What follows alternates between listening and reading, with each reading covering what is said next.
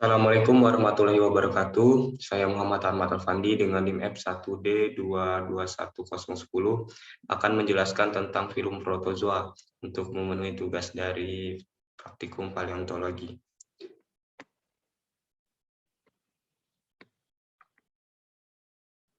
Pengertian film protozoa. Protozoa sendiri berasal dari kata proton yang berarti awal dan zoon yang berarti binatang. Organisme pada film ini merupakan organisme bersel satu. Sel tersebut merupakan cairan pekat yang disebut dengan protoplasma yang mempunyai satu inti atau lebih yang disebut nukleus. Hal ini juga berlaku untuk tumbuhan yang disebut dengan kloroplasma. Ciri-ciri dari film protozoa. Yang pertama adalah monoseluler atau bersel satu.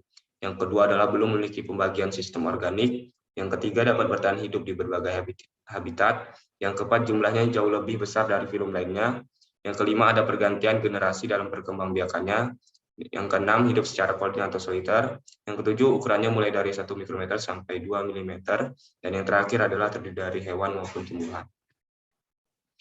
Protozoa mendapatkan makanannya dengan beberapa cara, seperti menangkap, menelan makanan, dan menganalisanya. Mereka menelan dengan bagian seperti mulut yang disebut dengan xilostem.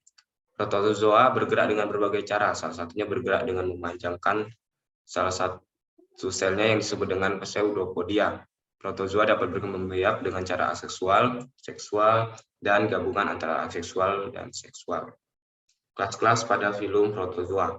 Kelas-kelas pada filum protozoa dibagi menjadi 4, yaitu yang pertama adalah flagellata, yang kedua Sarcodina, yang ketiga sporozoa, dan yang keempat ciliata.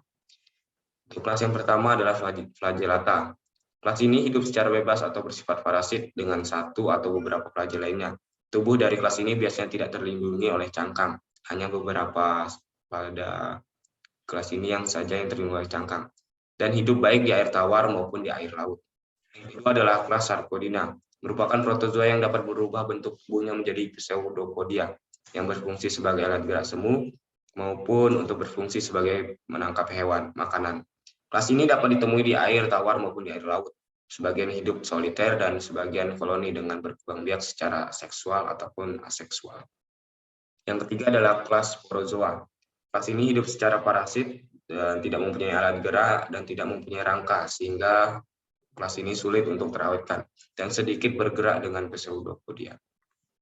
Yang terakhir adalah kelas ciliata, hidup di berbagai habitat air dan mempunyai tes yang disebut dengan lorica dan dapat meninggalkan jejak fosil. Dinding lorica sendiri tersusun oleh bahan organik kompleks dengan komposisi yang saat ini belum dipastikan. Contoh fosil ini adalah contoh fosil terbanyak dari film ini, yaitu fosil Tintinida dan yang banyak ditemukan di zaman Pleistosen.